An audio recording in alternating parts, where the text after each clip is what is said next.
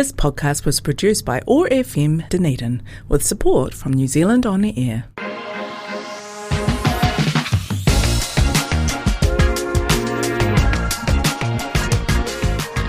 Are you keeping up with law reform and what it means for the environment? Plus, Bird of the Year winner, we have Forest and Birds Chelsea McGaw in the studio today. Also, make sure you get your local election votes in those orange buckets. Welcome to the OI podcast, the Otago Institute podcast. In-depth conversations with experts from the worlds of arts, sciences and Mātauranga Māori. Brought to you by the Otago Institute, the Otago branch of the Royal Society for Arts and Sciences. Kia ora, I'm Dr. Barb, and this is your reminder to vote. Don't leave it to the last day. Get your voting papers in those orange bins this weekend. And I've looked at the weather forecast, so this is the perfect weekend to either get out there and go to the Seafood Festival at Port Chalmers, and this year they've got a massive amount undercover, including the Culinary Pavilion, which is going to be fabulous. It's got a couple of locals there, Richard from Southern Clams and Sushi Johnny, and then we've got Nadia Lim and Nikki Wicks, so it's going to be absolutely fabulous. There's lots of things. There'll be tasting sessions. It'll be there all day, and it's inside, so it should be nice and warm with plenty of room. It's going to be fabulous. And then we're finishing out the Culinary Pavilion with Aaron from Harbour Fish giving us a fish filleting finale. So it is going to be fantastic. It's really, and he is, oh my God, he's so fast. He's so clean, and it's great because you can just, he's just like, this is how you do it, guys. And he does it so many times that you can really get yourself sorted. Plus, there's going to be masses and masses of food trucks out there at Port Chalmers. There's also going to be a lovely kids pavilion type thing, Kids Corner, which has got Susie Cato and Rainbow Roslyn. So it's definitely take the kids along, leave them there, and then get yourselves some kai from all of those food trucks and head along to the Culinary Pavilion. There's just so much going there. And the main thing is do not bring your car. So there's free parking at the stadium for that event. The trains are running. The trains have some subsidy as well, so they're going to be amazing. It's a great train trip from Dunedin out to Port Chalmers along the harbour there. So make use of the buses from the stadium, the trains, the cycle path, shared pathway is always there. It's a fabulous cycle out there. But yeah, there's very little parking in Port Chalmers, so don't take your car. Yeah, so shout out to the Seafood Festival, but also shout out to vote. If you haven't got your papers in the mail, do not keep waiting for them. Get special voting papers. If you haven't got them now, they're not coming. Get yourself into the plaza, DCC Plaza, get those special voting papers. It's super easy. You can pick up your papers there, sign your little declaration and take them home and fill them in, or you can fill them in there at the plaza. It's all super simple. Orange bins in the supermarkets, libraries and the plaza itself. Do not leave it till the last minute. This is your last full weekend that you need to sit down and go through those papers. Don't put them in the post after the official is Tuesday, but honestly right now I'd be going orange bins the whole way. Don't put them in the post, put them in the orange bins. They'll still get there, but who wants to last that long? Leave it that long. And as of yesterday, the 2nd of October, the cumulative vote for the Dunedin city area, the DCC area, was 13.69%.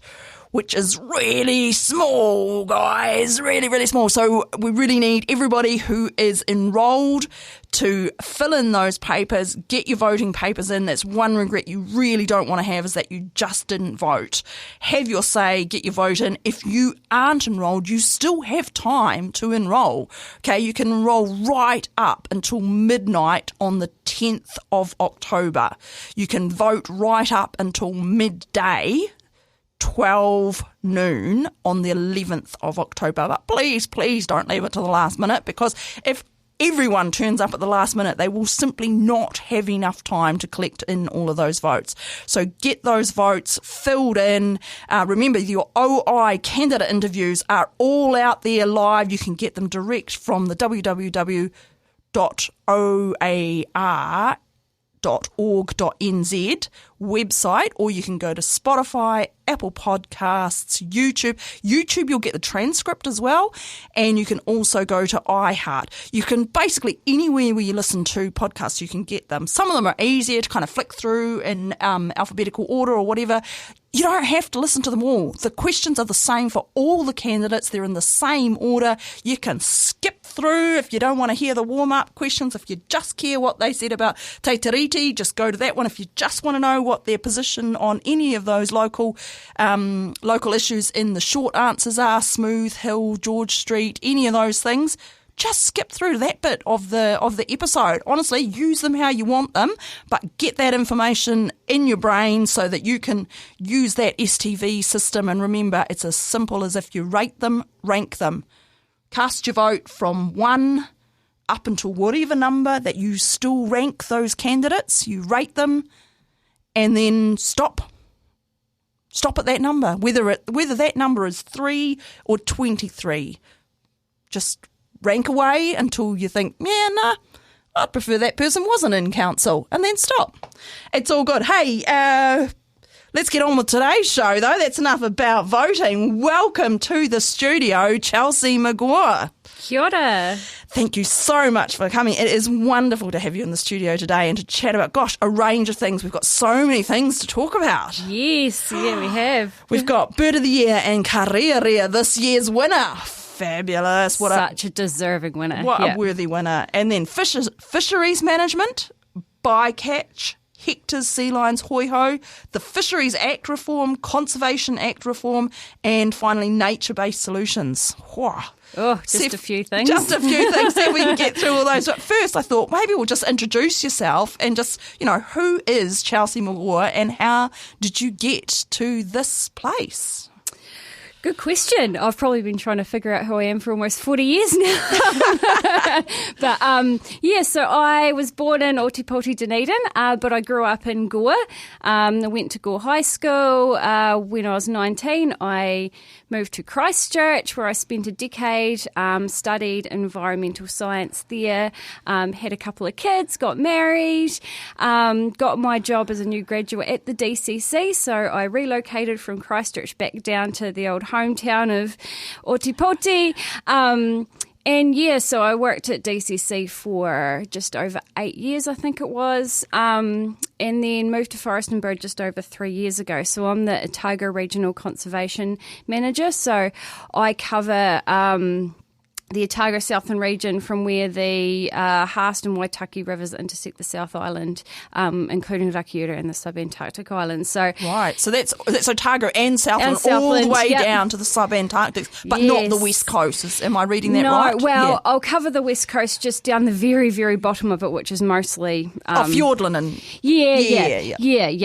but sense. My colleague Nikki, she covers the Canterbury west coast area above me. So we've got 3 regional conservation managers across the South Island. So there's me, and then there's Nikki, and then there's Scott, who does the top of the South, and then we've got 4 that cover the North Island. Right, yeah. Because the South Island, and when the South Island includes the subantarctic, it's a massive area. And by area, surely yours must be the biggest. I think it is. I've definitely got the most coastline, and I've also got such a diverse range of kind of environments, I guess. So there's dry inland basins, the alpine forest, the subantarctics, the coastal dunes. New Zealand's largest national park in Fiordland. And you've got Fiordland National Park, but Aspiring National Park. A little bit of it. Not Nikki covers most of some Aspiring. But goes into the west coast there.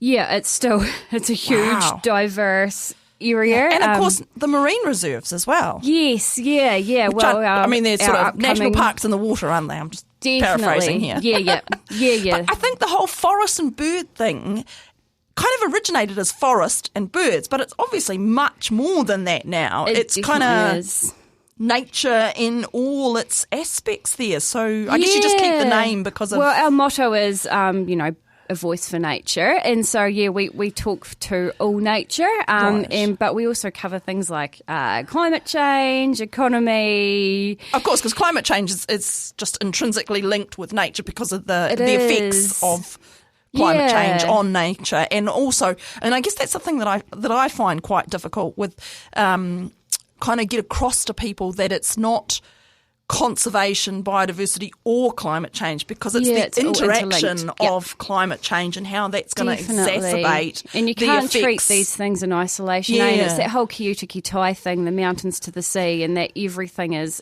connected in one way or the other. Like what happens, up in the ranges in central Otago can affect us down on the coast. So, and particularly when you've got waterways and, you've got that whole connected thing where you've got the headwaters coming all the way down. And, if you've got populations or environments, ecosystems that are already stressed by other things like predators or habitat loss or just reduced populations for whatever reason, and then you layer climate change on top of that, that increase in extreme events, that's going to exacerbate all of those stresses. And that's really where, in my mind, climate change has the biggest impact on environment. And totally. And there are councils doing things really well in that space. So say like Queenstown Lakes District Council just did a review of their climate and biodiversity strategy. So they've done theirs interlinked together because they've realised those things that they share in common and how they have an effect on each other. And I think that's been a really good approach, and it's a really good example of a good biodiversity strategy. And, I'd love for all councils to do the same thing. It should just be kind of like, that's what I sort of feel like. Sometimes climate change gets siloed into this separate thing, and it doesn't make any sense because it's kind of an overall thing. It changes the parameters. It kicks us out of that normal space.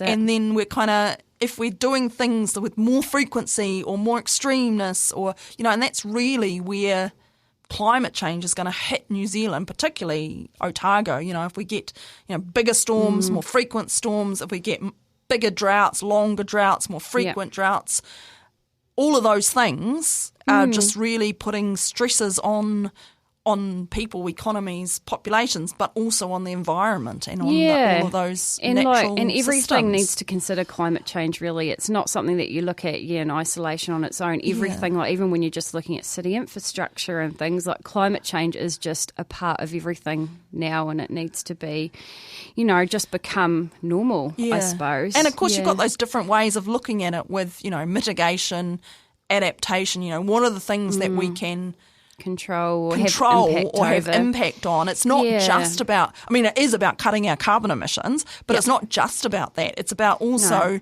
mitigating those effects, and maybe that means changing our building structures or where they are or how they cope with cold and heat and wet. And it's about working with nature to achieve that, which is the whole theory behind nature-based solutions. We might leave that to, we said that was going to come number 7. We should pop down. Now you said Christchurch. You did, was our BSc in environmental? Bachelor of Applied Science. Majoring in environmental in Christchurch, management. Canterbury University. No, I actually did it through correspondence whilst I was working and having a couple of babies. Right. So was that through Massey? Yeah, and then I did a postgrad in communication studies as well, because I was applying for jobs everywhere, really hard as a new graduate to get something, and I was like, I wonder what I can take to kind of go alongside with this. Yeah, just give you that edge, little bit of unique selling point. And it was there. either that or I was going to do like a secondary teaching diploma and maybe go to high school science, but I wasn't super keen on that, so I thought we'll try the postgrad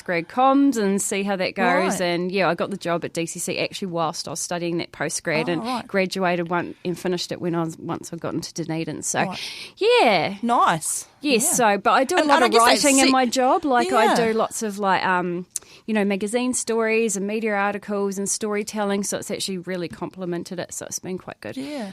No, it's really sort of set you up for that forest and bird role there, hasn't it? I think so. I guess that's kind of like you're saying, a voice for nature. So that's advocacy. Yes, but also lots of submissions, I imagine. A lot of the kind of administrative side of it. I mean, I'd love to be getting out there and getting my feet and hands dirty, but kind of the space we're in at the moment is there's just so much kind of reform and change and rules either coming in or getting taken out.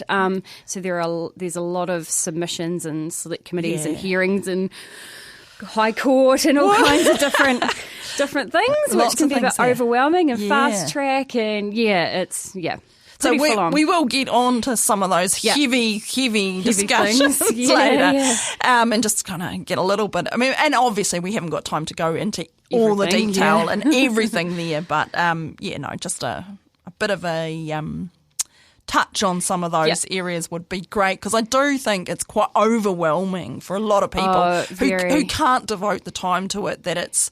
I kind of feel like that's a bit of the tactic, is to just completely overwhelm people. And they've also got this thing where they'll kind of release something which they know has high public interest, so like the Te Tiriti public principles thing that they did. And then at the same time, they had the regulatory standards bill. Which sounds really boring and dull. Yeah, sounds boring, but it actually had really big implications. And they ran them both at the same time, I think, because they knew that people would be really interested in understand the Te Tiriti one a lot more, not understand the regulatory standards one, which sounds all a bit legal and dull and boring. And so people wouldn't submit on that, and they'd submit on the Te Tiriti one, whereas the regulatory standards bill one actually would have had really big implications. So there's a bit of smoke and mirrors going on, as well as the whole let's just completely overwhelm everyone. Everyone just seems, because I know, like, just submissions wise, it is like you feel like you need to read everything and be on top of the whole ins and outs of everything in order to make a submission. That's it. It's not really like that open public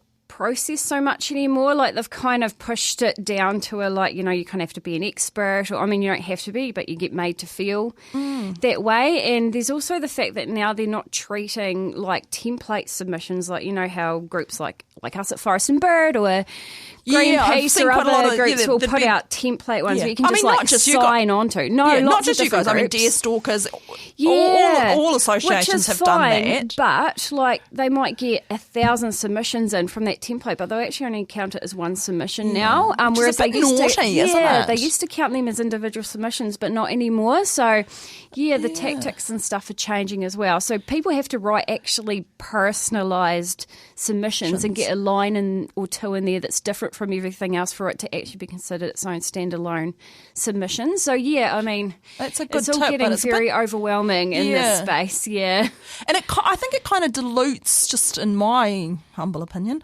it sort of dilutes the community's voice, because of course lobbyists have like full-time people employed to lobby government on things, and they're being treated at the same as kind of individual. I mean, for me, like if you've got when people are, you're working, people have got jobs, they've got lives, they've been paid to do something else, everybody is submitting, and even people who are very, very active in this space and have a lot of time to devote to it in their, discretionary time.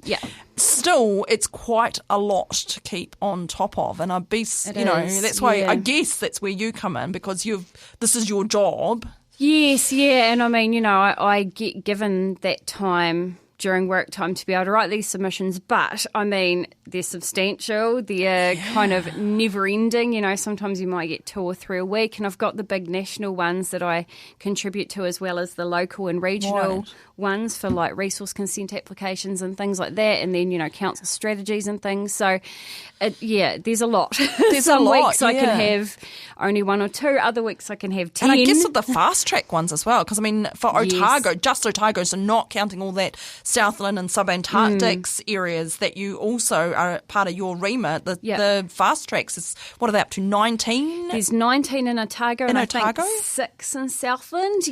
So there's quite a lot. And they're big. Like, some of the documentation for those, just for a single one of those fast track applications, is huge. Like, some of them can be hundreds or 1,000 pages. That's a lot of information to get through, Make some sort of sense of and know which bits are the important bits to be. That's it, and you have to read quite a few of them to kind of know where you can just kind of focus in on a AEE, an assessment of environmental effects.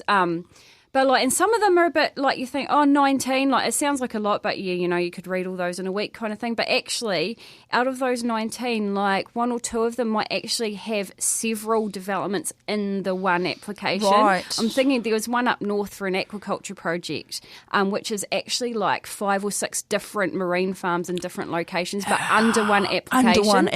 So if you actually look at it like that, there's actually way more than the amount that it seems that are there. It could actually be Wow. in the tens or hundreds or, I know, there's a lot of reading there, and that's kind of lot. like a massive work.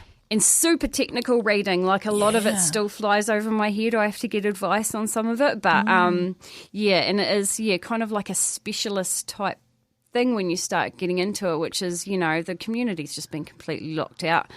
Completely. Yeah, no, that's a bit of a red flag to me. Totally. With the fast track process is that it's not going to community consultation at all in any of those places, and even Forest and Bird, they don't have to be consulted. Or there's approached sort of for comment. there's sort of this panel that gets assembled, and then the panel can decide who to nominate that they need to ask feedback for, and that's really seems very dependent on that panel. Who Very picks the much. panel? Oh, Is that the minister? I think it's. Oh, I couldn't tell you to be sure. Actually, I don't want to stab in the dark. I can't remember. It's. I can't remember that offhand either. It might be the who's the organisation that runs a fast track process. I can't remember, but it's like you say, it is dependent on those people. Because it's dependent on the panel, and then the panel's dependent on whoever picks the panel. So there's quite a kind of murky. Oh, EPA, Environmental Protection Authority. That's the organisation that runs it. Sorry, I knew it come to my head. But there was the old fast track consenting process through the COVID Recovery Act, where we actually were one of the parties that the panel had to consult with. Right.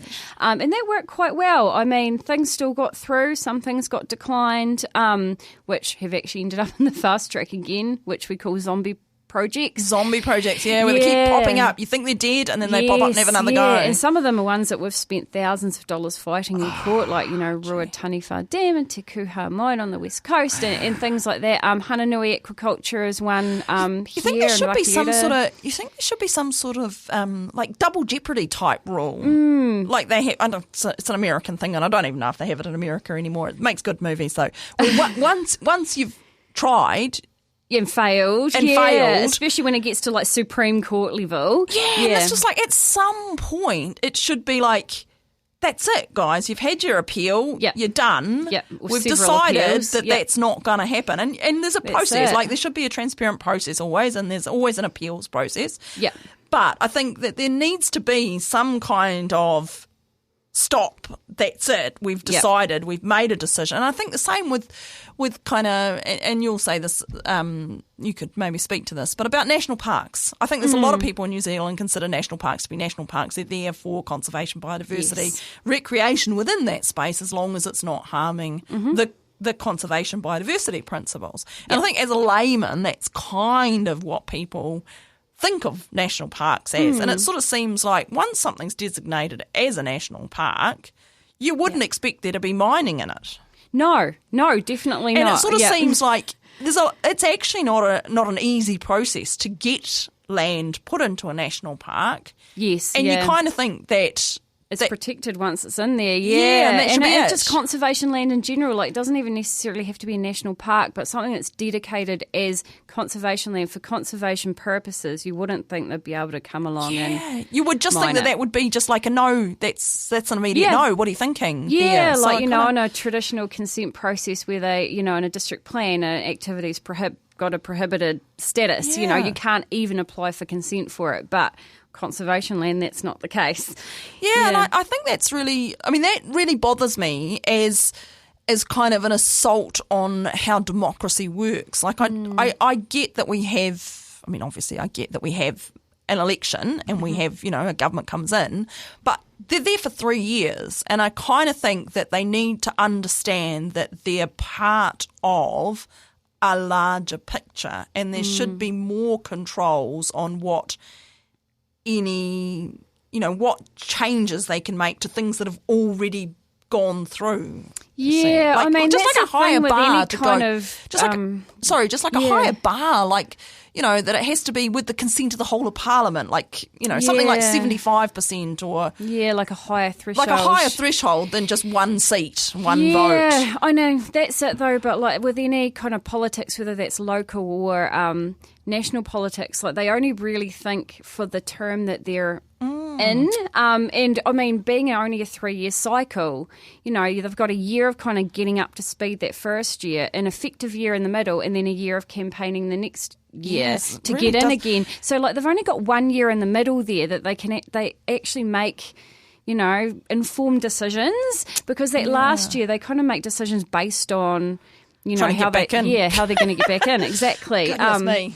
So, anyway, talking about politics and voting, that brings us straight back to Bird of the Year. And I've got a little puppet here. I absolutely love these puppets. They're so realistic, and you can make them do such cute little things. You can get them. I think you can get them from the Tahura, the museum. But I got this one from Otakanui too. I got this one from Otakanui, from the Eco Sanctuary. And they have little ones, and they have bigger ones, and they have lots of native birds. And my 1.5-year-old has a hoiho at home. Nice. Yes, given to him by one of our South Otago branch members. Lovely. And I really love that they've got the actual sounds in them, although I must say that my Karearea has stopped making the sound. It is such a cool call, and I was going to put it. I brought it into the station so I could put it on and everyone could hear how cool it was. But the sound has stopped. I think the battery's run out. Oh, you could try and imitate one. No, I think we'll leave that. Unless you want to have a go, I think we'll leave that. But I will put a little photo on this on the thing, and of course, Bird of the Year. So were you back in Karearea? I mean, I love Karearea, but or do you have to stand aside, do you? So no, we're allowed to vote. But because I do a lot of work in the marine space, a lot of work with seabirds. I did a bit of a seabird takeover this year. So all 5 votes I dedicated to seabirds this year. So who did you go for? So I went for Toroa, the Antipodean albatross, hoiho, of course, the yellow penguin, Korora, the little blue penguin, Titi or sooty shearwater, and what was my last one? I can't even remember what my 5th one was now. Another seabird. Another seabird. There were a lot of entries this year, weren't there? There were, contestants. Did really well, so really like our local elections, like just an abundance of choice, many candidates. I think you had was it a record for the Forest and Perth? There was something like 79 candidates. Yeah, I'm not sure if it was a record, because with that year that we had the Putiki Tiki One Bird of the Century with all the John Oliver fiasco that went on. We got a lot of international votes for that one, so I'm not sure if this year beat that year or not, but I know we did have in really terms high of voting scale. But I know we did have a lot of votes this year, and we actually had every bird covered with a campaign manager this year as well, which was really good, because sometimes we struggle to get. Oh, that was the other one I voted for, the one that Dunedin backed, the red-billed gull. The red-billed gull, of course. Yeah, so that was good to have campaign managers for every single bird as well. The red-billed gull, just while we're talking about that, it is quite an interesting bird, isn't it? Yeah. Because I think people have this idea that there's gulls everywhere. They can't possibly be in trouble at all. Yep. Are they in trouble? Well, they're declining.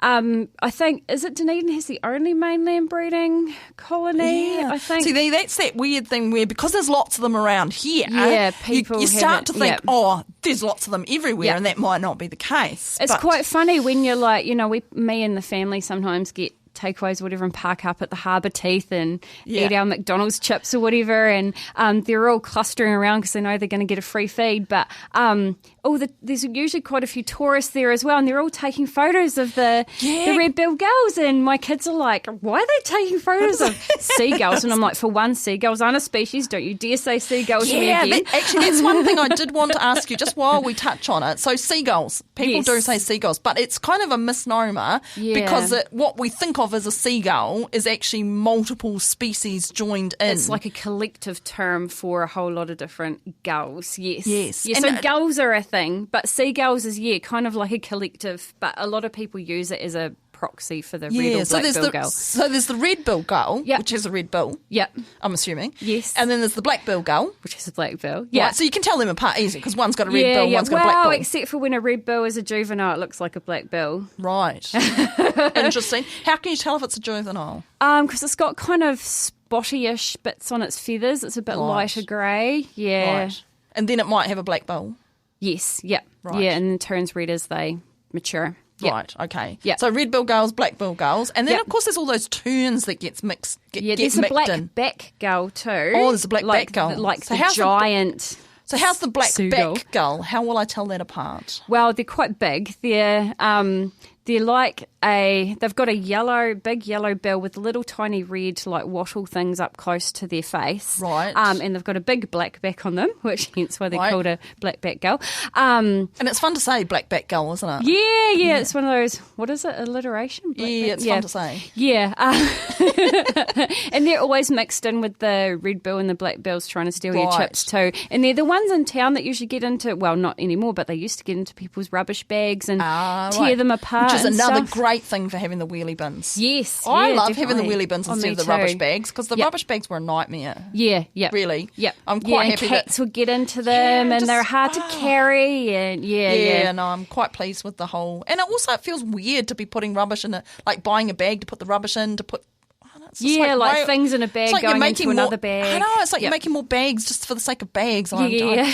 Honestly, I'm... Totally. And when I I moved here really from love- Christchurch, we'd had bins for a while, and so I had to go back to Oh, bags. And I was bags, like, what the? Yeah. I did an overseas exchange in my last year of school back in the early 90s, and I was in a little village outside of Milan where everything was sorted into recycling and different yep. bins, and that was the early 90s. Wow. And Yep. we had more bins than we have now, and just to hearing people complain about the number of bins we've got, I just go, I know, it's quite funny, isn't it? It's that is not the Karearea sound. It's kind of not too far off. It's kind of like that shifting baseline syndrome thing, right? But I think now that it's like people don't like change, and I think No. now that we're going to wheelie bins, I think people would object as much going back to bags. Oh, probably. Probably more, because it's that whole thing. Just as a species, humans don't like changes. Anyway, No. I was going through the gulls. We've got the red bill gulls, Yeah. the black bill gulls, the black back Black-back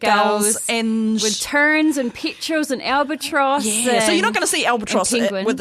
with the chips, though, are we? No. No. So that's going to be kind of like when you see like a gathering of birds in an area, it's probably going to be Those three gulls generally, yeah, and yep. maybe a few like out on the mole at Aramoana. Oh, yeah, you'll get a terns. few terns, Yeah. sitting there, and they sort of tend to be finer boned, I think, sort of like Yes, they're little flitty, Yes, and cute, like kind yeah. of pointy. They look a little bit more like a fairy or Yeah, a sprite. yeah. Well, you've got fairy terns. I mean, do we have fairy terns? I can't remember. I'm not. I think so, Yeah. but I'm not sure. No, so there's let's so not many go different down that road. seabirds. Now, we're sort of halfway through here. Wow, that's and we're quick. still, but I thought we've done all the gulls. Yep. That's great. We still didn't talk much about Karearea yet. That's what I was just going to say. Let's Let's get into Karearea, because Yes. Karearea, that New Zealand falcon, she is the only falcon, right? Yes, So we have the New hawk. Zealand's only endemic raptor. Yeah, Yes, so yep. we have the Australasian Harrier, hawk, yeah. Harrier hawk, Yeah, the so kahu. Kahu, Yes. and they're kind of shared with Australia. They were Yes. here as a native species, Yeah, but they've kinda increased a lot with changes in habitat. Yeah. So I was just wondering if you could just go quickly the difference between Karearea and Kahu. People do get them confused a lot. Kahu are a lot bigger, and they're the ones that you'll generally see like eating roadkill and stuff on the road as you're driving around.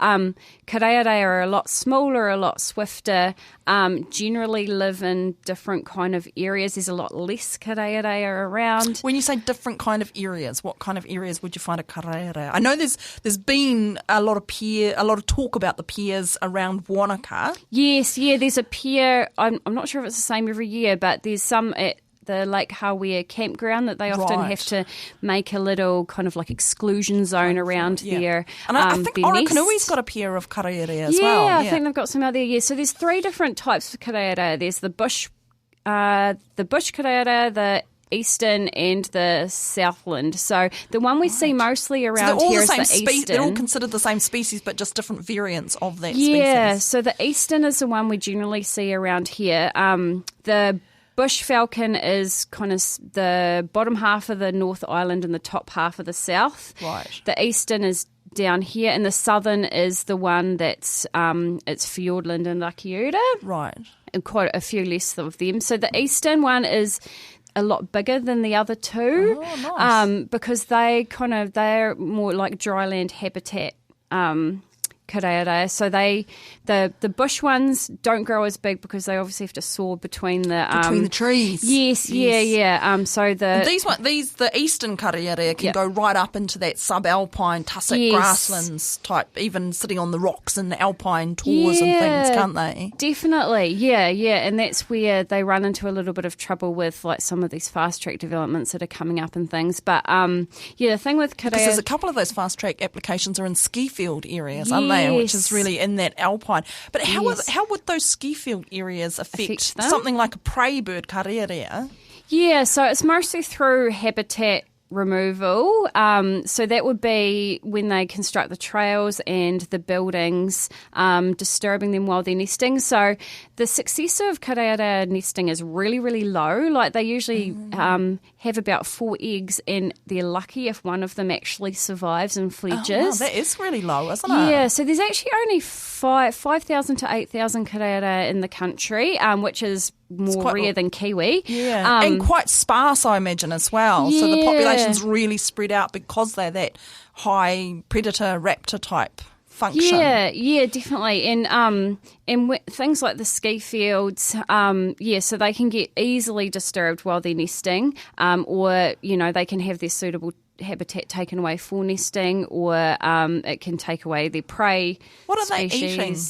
So they usually eat other birds, like small passerine birds generally. So passerines are like sparrows? Yeah, pipits. those kinds of things. Yeah, and they'll get the old keriru and stuff if they can, like the bush falcon will have keriru. I've seen some amazing photos of them eating keriru. I guess tui and bellbirds and things as well, if they can get them. Yeah, probably, but I mean tui are probably a bit aggressive for them, I'm not sure, but But I think passerines, people tend to think songbirds, don't they? Yeah, and like thrushes and blackbirds. Yeah, so some of those introduced species will be... Yeah, they've adapted a bit. Yeah. So they'll eat those. They'll also get the odd rabbit. Or a juvenile hare. They can catch prey which are a little, like, quite large compared to the size of a Karearea. And one really interesting thing about the Karearea actually is that the female is almost double the size of the male. Yeah! I bet there was a lot of feminists out there voting for the Karearea. Yeah, definitely. So, so that's the cool. opposite, isn't it, of the extinct Haast's eagle? Yeah, and actually that's interesting too, is that the reason why Karearea nest on the ground was one of their tactics to, safeguard themselves from getting preyed upon from the Haast eagle. Because you would think a flighted bird, they'd nest up in the trees, which the bush falcon will nest on epiphytes and stuff in the forest, but like our eastern falcon will nest quite often on the ground or in rocky And of course outcrops. that means it's in danger from all of those ground-based predators with their nests, so the eggs and the chicks, I guess, as well, from rats, stoats, weasels, feral cats. Hedgehogs. People tend to forget hedgehogs. Even pigs. If there's an egg there. Yeah, definitely. So they've got quite a lot against them, our wee Karearea, even though they can fly away. Obviously the chicks and the eggs can't. So few things are stacked up against them. And they are beautiful birds because they've got those really fine lines, and if you see them, and they do that hover thing, don't they? Yeah, and they can fly up to 100 kilometres an hour as well. Wow, so they're quite fast wee things. And zippy. Yes, so they're a bit faster than a kahu. Yep. Yeah. Sort of zippy. I sort of think if you're thinking, World War II flying machines. Oh, yep. You sort of think, Spitfire. Yeah. Karearea. And then if you think, I don't know, like a B-52 or like a bomber or something, like a car who's a bit... Yeah, like a spruce goose. Yeah. I don't know. I don't know why I want a misspent youth, I suspect. Yeah. But well done, Karearea. Now, what does it mean for the Karearea that it has been elected the winner, that it is the king or the queen? I think it should be the queen of the bird of the year. So it shines a spotlight on them, really. So it gives us a chance, and other organisations involved in Karearea, a chance to really showcase the bird and help, advocate for its protection. And how can people do that? If people say, oh my gosh, I heard Chelsea and Dr. Barb talking about the Karearea the other day, and it's just so amazing. What a crazy cool bird. And I do really recommend that you just type into Google sound Karearea. Yeah. Have a listen. They've got a cool. They've got a cool. Yeah, so I mean, I guess learn as much as you can about them. Like, there's so much power in knowledge and being able to share that with people you know and friends and people that you talk to. But then, of course, there is this whole submissions process that we talked about earlier. Things that, you know, if it's highlighted that it'll affect Karearea or flighted birds, you know, that's an opportunity to advocate for them and for their protection. Donating to people that fight for Karearea, like us at Forest and Bird, or other organisations, or helping with community groups that, you know, do work around Karearea or their habitat, you know. Like, it doesn't have to be Karearea specific, but, you know, if you're doing work on Karearea habitat, that helps a whole bunch of species and helps the whole ecosystem. And also vice versa. If you're supporting other places in general and native bird, I mean, that's their prey, that's their food source, right? So the more kind of intact our environment is, the better that is for Karearea, because they've got definitely. You know, I mean, they'll eat lizards and stuff too, and quite a lot of developments at the moment in Central Otago are going to have a big impact on lizards. So you know, even advocating for those, submitting on those, you know, it's going to have whole of ecosystem effects.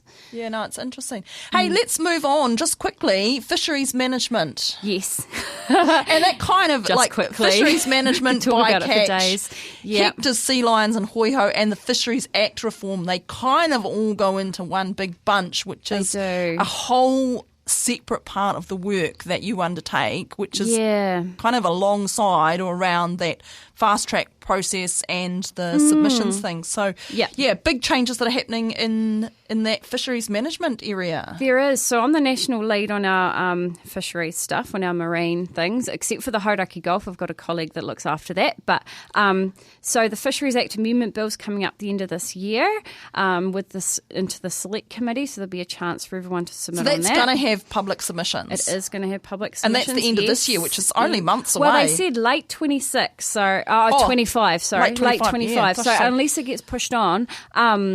But yeah, so there's going to be a lot of changes coming up in there.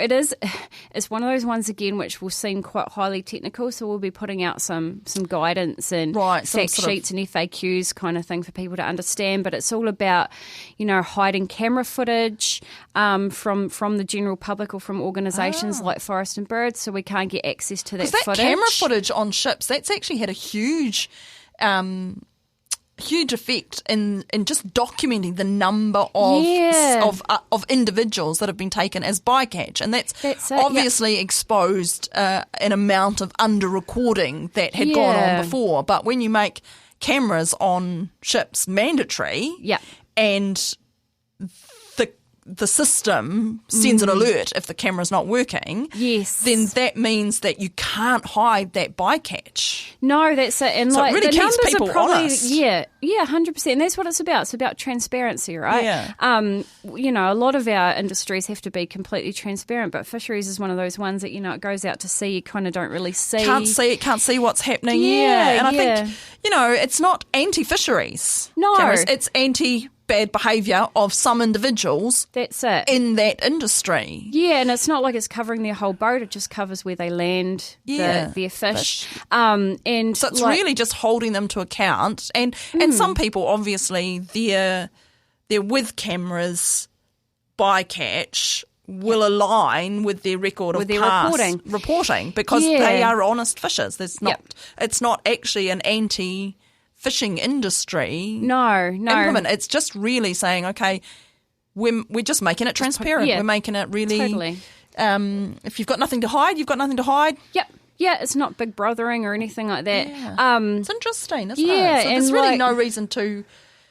I can't see why we would want to. What would be an argument for not having cameras and not having them? Yeah, well, they're not going to get rid of the cameras, but they want to get rid of public being able to OIA for the footage. Right. So you'll be able to get a report of what is on OIA the footage. obviously is that Official Information Act. Yeah, so you can request to the Ombudsman, to MPO, the Ombudsman, to get the camera footage from those. So if you say you heard there's some capture of a hoiho and you wanted to make sure, or you wanted to look at some of the details. You don't have at the top of your head numbers of what sort of bycatch we're looking at? Oh, gosh. Across the last 5 years for hoiho, I think there's been 17. Right, which sounds like a small number. Sounds like a small number, but there's an incredibly small number of hoiho. So if you look at it as a percentage of the population, it's probably pretty high. Yeah, and they're the ones that are adults mostly, right? Yeah, juveniles and adults. The juveniles are quite at risk of getting caught, but so that is... Yeah, it is a bit of a worry. And of course that bycatch is also Hectors, Maui dolphins, and sea lions, no? No, not here. There's been sea lions caught down in the sub-Antarctic islands in the past for deep sea fisheries, but if we're talking about, in Otago, there is quite a few, like there's been a lot more Hectors reported catches since the cameras have come in, a lot of them in Canterbury, because our limit is only 2 here in Otago, because we've got like a quite special, genetically diverse... And very small numbers to start with, right? Yeah, very small numbers. So that's why it's only set at 2, because it could actually have a big genetic impact on our... And really we want 0 is what we really want. And I guess that's...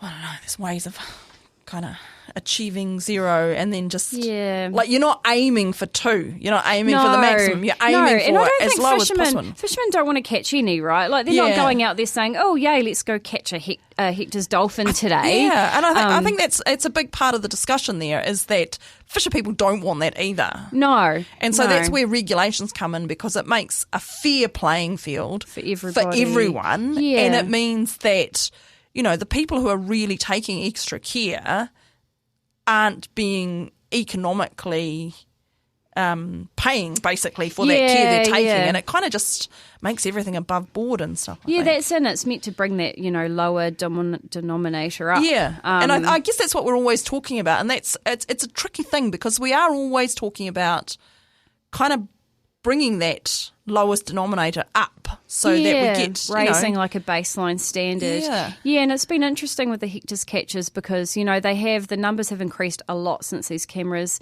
came in, but we think those were getting caught anyway. But it's kind of like when you look at the Hectors bycatch database that DOC have publicly available online, a lot of them have changed from being like beach cast or found at sea to actually being recorded as caught in the Sydney or trawl industry. So they are actually reporting it now, because they obviously know it's on camera, right? Rather than going, oh crap, we'll just cast that out and forget about it. That were found like beach maybe had been caught and released. Perhaps the necropsies often show that they probably didn't die from being beached, they drowned. So it's just that shift, right? So it's actually showing us how they actually are dying. Wow. So, I mean, it's very, and of course we had just recently had that massive humpback, which unfortunately beached. But I think the necropsy there showed that perhaps was sick to start with, malnourished, so, which is quite funny. I always wonder, why whales beach. I mean, no one actually knows, but they quite often it seems that there's something going on, that if they're sick or if there's something happening, they beach themselves, like a bit of a weird, like suicide attempt. I don't know. But there's some sort of, this is like totally mystical. Yeah. Don't quote me on this, anyone. But you sort of think, like we all came originally, humans, from the sea, like pre-humans. Our ancestors all the way back. Yeah. We came out of the sea, and then vertebrates came up, and obviously whales did that as well as mammals, developed on land as mammals, and then some mammals have gone back to the sea. So I think maybe they're just trying to get back to the land. They want their final resting place to be on land. Oh, you never know. Anyway, so the Fisheries Act reform, that's coming up at the end of this year. Yeah, so there's going to be quite a lot of changes in there. So there's not only the camera footage stuff, there's going to be some changes to like maximum allowable catch in a year, where they can kind of roll that. If they don't catch their annual catch entitlement in 1 year, they can roll it over to another year and add it on to. So that makes a huge difference to populations, doesn't it? Yeah, well, especially sensitive one. So it just makes things a bit unknown that they, they can have a year off and then have a year where they're really like intensively fished, as long as it fits within that 5-year kind of total allowable catch. So that is going to actually push up the catch quite a lot, and it could mean really mean that when if you get a low catch one year, it might be because the population of fish is doing really bad. Yes, and then the following year, you're hoping that conditions, whatever the environment conditions were, they're going to have a chance to rebound. But if they then get crushed. Yeah, or you could have a marine heat wave one year where they're really struggling, and then if more of them get caught that year because the fishermen didn't fill up their whole catch the year before, then they've got even more pressure on them. It's just another thing. There's some sort of... Yeah, no, that seems a bit tricky. I think that deserves more And there's going to be changes to the discard rules, and like cameras can be turned off when they're going to and from anchor and things, so it could open up an opportunity for things to be cast overboard, just things like that. Lots of little changes that add up to big things. Big changes in the whole... Yeah, so that's just one to look out for coming up at the end of the year, and we'll put out some more information about that when it comes up. Yeah, no, that's... Yeah, once we know where we're dealing with, we might have someone back on, yourself or someone else back on the show. Now, quickly, the Conservation Act reform, whereabouts is that in the system? So early next year, there's going to be a select committee bill coming up for submissions. There'll be public submissions. So that'll be public submissions as well? Yeah, so that's changes to concessions, so like allowing kind of its own mini fast track process.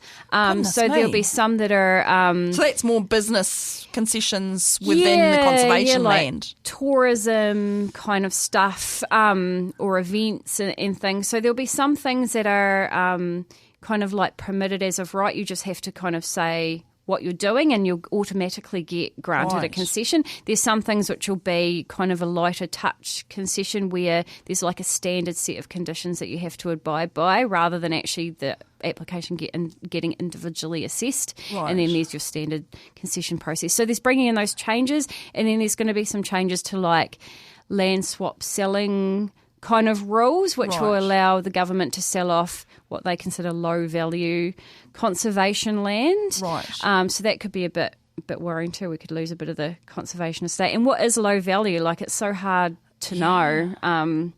Because, they could contribute to a wider, ecosystem corridor or habitat or... Yeah, so quite a few changes. Quite a few changes. Now, nature-based solutions. Yes. We've got like a minute. Yeah. Nature-based solutions is something we've been working on for a while. So that's things like, every wetland counts. So making sure that people with private property and wetlands on their property are looking after them, restoring them. And know how to, because I think sometimes there's a lot of goodwill out there. Yeah. But it's just, how do I do this, like actually on the ground, and just a bit of help doing it. And people don't realise the value of them as well, and like how they can contribute to the wider kind of environment. And also, I guess there's grants available, like the grants ORC for councils and stuff. And the ORC has these amazing. In terms of the area that ORC covers, it's actually not a lot of money. Yeah, but no, if you the Eco Fund is actually there, and that can be for sort of like regional joint. A couple of people in a smaller catchment or something can get together and say, okay, whatever. Yeah. It's the kind of thing where volunteer groups propose doing something in any way for the environment. So, and there is governments in the process of releasing a nature credit market as well, which is like biodiversity credits, kind of like the carbon credit system for forestry, but will hopefully be better than that. So at the moment they're running, MEF are running 10 pilot projects to kind of get the right performance indicator measure things in place and work out what those are, sort of roll out to the open market, I think mid to late next year, I think is their timing for that. So this was meant to come out in alignment with the NPSIB, the National Policy Statement for Indigenous Biodiversity, which is a bit of a mouthful. That is a mouthful. Which is a thing which, it required people to identify significant natural areas on their properties and stuff. But this nature credit system was always meant to be there, but it's taken a long time to come into play to supplement that. So it's not just people losing land. They'll actually, can get credits back for it. So that's being developed as well. So that'll help. And then there's other nature-based solution stuff. If you're really interested in it, have a look at our website. We've got heaps of resources about daylighting rivers, working with nature, getting rid of... Daylighting rivers, yeah. So rivers like Dunedin, for example, is a whole heap of natural water courses that are piped. Underground. So it's about putting them above ground. So, it's about bringing them back to life. Yeah, and it's a really great one just in Wellington, right in the centre there, where they've done that, and they've done all the riparian planting, and it's really great because it keeps a whole lot of pollutants and kind of waste out of the harbour because it gets caught there. And it helps with stormwater flows too because there's the ebbs and flows of it. It's going to move up and down. And of course, really relevant to any discussions about South Dunedin and the South Dunedin futures. They've got some really great opportunities and and ideas, and that came through that consultation as well, that they want, the community has said they want a mix of these nature-based solutions and traditional engineering, because we've worked out over the last 100 years, traditional engineering on its own doesn't work. It doesn't really work. It's a very blunt force, and it doesn't have a lot of resilience when things are changing. No. Whereas nature seems to be more kind of spongy. And yes, definitely. Sponge cities, that's a really good term. If you want to Google sponge cities, there's some really interesting information out there. Hey, Chelsea, thank you so much for coming in today, and we're so happy that Karearea was crowned. Yep, me Go too. the Queen! Woo! Yep. Thank you very much. It's been fantastic having you on. I've got a little bit of an outro here, so I'm going to say ka kite to you. Ka kite matiwa, hopefully. And just say to everyone out there, you've been listening to the OI podcast. This is your reminder to vote. Don't leave it to the last day. Get your voting papers in those orange bins this weekend. It's getting tight for posting your voting papers, so orange bins, supermarket, DCC Plaza and libraries, you can still enrol, you can still register. Just go to the DCC Plaza and get those special votes. They are there at the Civic Centre. The Civic Centre is open all those business hours. You can still get them. The people there are great. They're friendly. And enjoy this episode with Chelsea McGaw. OI Podcast, the shout out for the arts, sciences and Mataranga Māori. You can support this podcast by becoming a member of the OI. Check out the Otago Institute for Arts and Sciences on Facebook or our website. If you'd like to listen again to this episode or others from the series, look for the OI Podcast on ORFM's website, oar.org.nz. Brought to you by the Otago Institute for Arts and Sciences, the Otago branch of the Royal Society of New Zealand. This podcast was produced by ORFM Dunedin with support from New Zealand On the Air.